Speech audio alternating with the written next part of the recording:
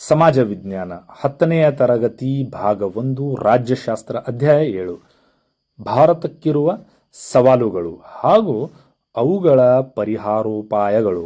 ಅಭ್ಯಾಸ ಪ್ರಶ್ನೆಗಳಿಗೆ ಸರಳ ಮತ್ತು ಸಂಕ್ಷಿಪ್ತ ಉತ್ತರಗಳು.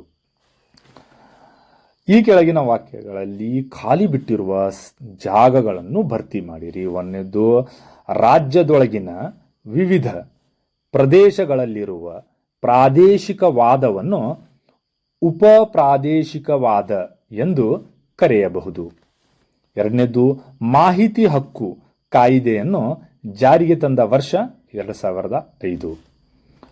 3, 2011ರ ಜನಗಣತಿಯ ಪ್ರಕಾರ ಭಾರತದ ಸಾಕ್ಷರತಾ ಪ್ರಮಾಣ 74.04%. 4, ಭಾರತ ಸರ್ವೋಚ್ಚ ನ್ಯಾಯಾಲಯದ ಮೊದಲ ಮಹಿಳಾ ನ್ಯಾಯಮೂರ್ತಿ ಫಾತಿಮಾ ಬಿವಿ. ಮುಖ್ಯ ಪ್ರಶ್ನೆ ಸಂಖ್ಯೆ 2, ಕೆಳಗಿನ ಪ್ರಶ್ನೆಗಳಿಗೆ ಗುಂಪುಗಳಲ್ಲಿ ಚರ್ಚಿಸಿ ಉತ್ತರಿಸಿರಿ. 5, ಕೋಮುವಾದವನ್ನು ನಿಯಂತ್ರಿಸಲು ಕೈಗೊಳ್ಳಬೇಕಾದ ಕ್ರಮಗಳಾವವು?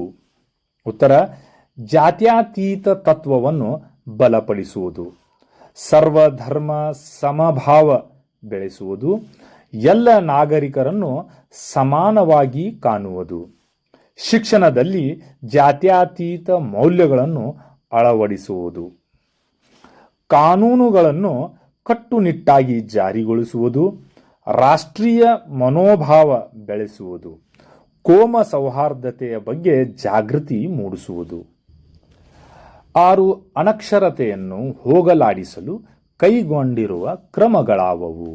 ಉತ್ತರ, ರಾಷ್ಟ್ರೀಯ ಸಾಕ್ಷರತಾ ಮಿಷನ್ 1988, ಸರ್ವ ಶಿಕ್ಷಾ ಅಭಿಯಾನ 2001, ಶಿಕ್ಷಣ ಹಕ್ಕು ಕಾಯ್ದೆ 2009, ಸಾಕ್ಷರ ಭಾರತ ಕಾರ್ಯಕ್ರಮ 2009, ಸಮಗ್ರ ಶಿಕ್ಷಾ ಕಾರ್ಯಕ್ರಮ 2018, ನವಭಾರತ ಸಾಕ್ಷರತಾ ಕಾರ್ಯಕ್ರಮ 2022ರಿಂದ 2027ರವರೆಗೆ.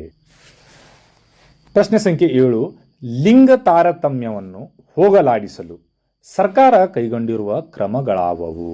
ಉತ್ತರ, ಮಹಿಳಾ ಮತ್ತು ಮಕ್ಕಳ ಅಭಿವೃದ್ಧಿ ಸಚಿವಾಲಯ ಸ್ಥಾಪನೆ, ರಾಷ್ಟ್ರೀಯ ಹಾಗೂ ರಾಜ್ಯ ಮಹಿಳಾ ಆಯೋಗದ ಸ್ಥಾಪನೆ, ಸರ್ಕಾರಿ ಉದ್ಯೋಗಗಳಲ್ಲಿ ಮೀಸಲಾತಿ, ಮಹಿಳಾ ಅಭಿವೃದ್ಧಿ ನಿಗಮ ಸ್ಥಾಪನೆ, ಸಖಿ ಒನ್ ಸ್ಟಾಪ್ ಸೆಂಟರ್ಗಳ ಸ್ಥಾಪನೆ, ಮಹಿಳೆಯರ ರಕ್ಷಣಾ ಕಾಯ್ದೆ 2005, ಲೈಂಗಿಕ ಕಿರುಕುಳ ನಿಷೇಧ ಕಾಯ್ದೆ 2013, ಮಹಿಳಾ ಸಹಾಯವಾಣಿ 1091,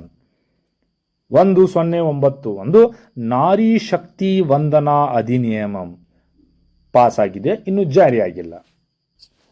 ಪ್ರಶ್ನೆ ಸಂಖ್ಯೆ 8, ಜನಸಂಖ್ಯಾ ಸ್ಫೋಟದಿಂದ ಉಂಟಾಗುವ ಸಮಸ್ಯೆಗಳನ್ನು ಪರಿಹರಿಸುವ ಮಾರ್ಗಗಳು ಯಾವುವು?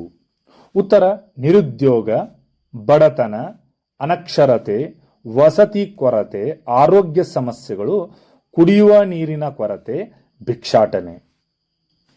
ಪ್ರಶ್ನೆ ಸಂಖ್ಯೆ 9, ಲಿಂಗತ್ವ ಅಲ್ಪಸಂಖ್ಯಾತರು ಎಂದರೆ ಯಾರು? ಅವರಿಗಿರುವ ತಾರತಮ್ಯವನ್ನು ಹೋಗಲಾಡಿಸಲು ಕೈಗೊಂಡಿರುವ ಉಪಕ್ರಮಗಳು ಯಾವುವು? ಉತ್ತರ, 2014ರಲ್ಲಿ ಸರ್ವೋಚ್ಚ ನ್ಯಾಯಾಲಯ ಲಿಂಗತ್ವ ಅಲ್ಪಸಂಖ್ಯಾತರ ಕುರಿತು ಮಹತ್ವದ ತೀರ್ಪು, ಲಿಂಗತ್ವ ಅಲ್ಪಸಂಖ್ಯಾತ ವ್ಯಕ್ತಿಗಳ ಹಕ್ಕುಗಳ ರಕ್ಷಣೆ ಕಾಯ್ದೆ 2019 ಜಾರಿಗೆ, ಸ್ಮೈಲ್ ಯೋಜನೆಯನ್ನು ಜಾರಿಗೊಳಿಸಲಾಗಿದೆ, national council for transgender person NTTCಯ ಸ್ಥಾಪನೆ, national portal for transgender persons ಅನ್ನು ಆರಂಭಿಸಲಾಗಿದೆ. ಗರಿಮಾ ಗೃಹ ಎಂಬ ಆಶ್ರಯ ಮನೆಗಳನ್ನು ಸ್ಥಾಪಿಸಲಾಗಿದೆ. ಕರ್ನಾಟಕ ಸರ್ಕಾರದ ಲಿಂಗತ್ವ ಅಲ್ಪಸಂಖ್ಯಾತರ ರಾಜ್ಯ ನೀತಿ 2017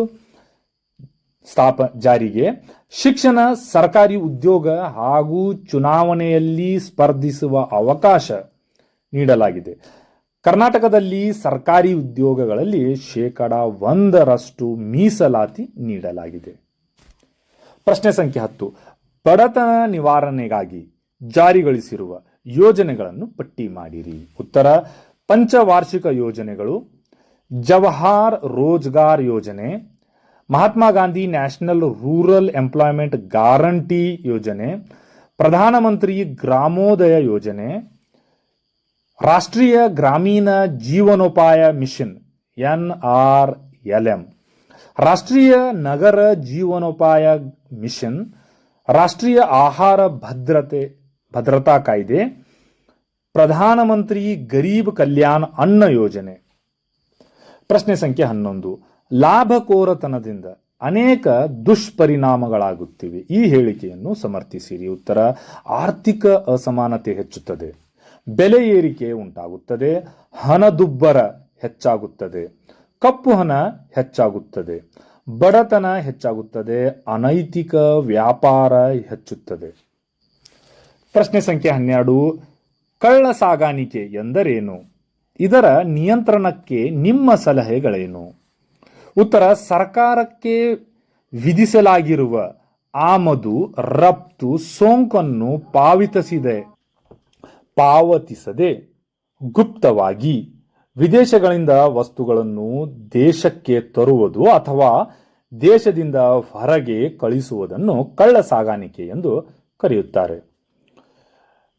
ನಿಯಂತ್ರಿಸುವ ಕ್ರಮಗಳು, ಸಲಹೆಗಳು: ದೇಶದಲ್ಲಿ ಪರ್ಯಾಯ ವಸ್ತುಗಳನ್ನು ಉತ್ಪಾದನೆ ಮತ್ತು ಪೂರೈಕೆಯನ್ನು ಹೆಚ್ಚಿಸಬೇಕು. ಆಂತರಿಕ ಮಾರುಕಟ್ಟೆಯಲ್ಲಿ ಬೆಲೆಗಳನ್ನು ನಿಯಂತ್ರಿಸಬೇಕು. ಉತ್ತಮ ಆಮದು ರಫ್ತು ಹಾಗೂ ವಿದೇಶ ವ್ಯಾಪಾರ ನೀತಿಯನ್ನು ಅನುಸರಿಸುವುದು. ಕರಾವಳಿ ಗಸ್ತು ಪಡೆ ಮತ್ತು ಗಡಿ ಭದ್ರತೆಯನ್ನು ಬಲಪಡಿಸಬೇಕು. ಆರ್ಥಿಕ ಅಪರಾಧಿಗಳಿಗೆ ಕಠಿಣ ಶಿಕ್ಷೆ ವಿಧಿಸಬೇಕು. ಅಂತಾರಾಷ್ಟ್ರೀಯ ಮತ್ತು ಅಂತಾರಾಜ್ಯ ಸಹಕಾರವನ್ನು ಹೆಚ್ಚಿಸಬೇಕು. ಕಳ್ಳ ಸಾಗಾಣಿಕೆಯು ರಾಷ್ಟ್ರ ವಿರೋಧಿ ಅಪರಾಧ ಎಂಬ ಅರಿವನ್ನು ಜನರಲ್ಲಿ ಮೂಡಿಸಬೇಕು. ಕಳ್ಳ ಸಾಗಾಣಿಕೆ ಮೂಲಕ ಬಂದ ವಸ್ತುಗಳನ್ನು ಸಾಮಾಜಿಕವಾಗಿ ಬಹಿಷ್ಕರಿಸಬೇಕು.